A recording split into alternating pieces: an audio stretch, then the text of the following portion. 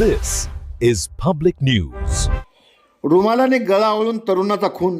रामेश्वर तांडा बस थांब्यानजीक घटना. आखाडा बाळापूर पोलीस घटनास्थळी रवाना. कळमनुरी तालुक्यातील आखाडा बाळापूर पोलीस ठाणे हद्दीतील रामेश्वर तांडा बस थांब्याजवळ एका 30 वर्षीय तरुणाचा गळा आवळून खून करण्यात आल्याची घटना आज दिनांक 23 डिसेंबर रोजी सकाळी उघडकीस आली आहे. मयत व्यक्ती हा मूळचा वडगाव येथील रहिवासी असून ज्ञानेश्वर मारुतराव गाडेकर असे मयत व्यक्तीचे नाव आहे. घटनेची माहिती आखाडा बाळापूर पोलिसांना मिळताच पोलीस निरीक्षक विष्णुकांत गुट्टे, जमादार सुनील रिठे, शिवाजी पवार यांच्या पथकाने घटनास्थळी भेट देऊन घटनेची माहिती घेतली आहे. यावेळी श्वान पथकाला देखील प्राचारण करण्यात आले होते.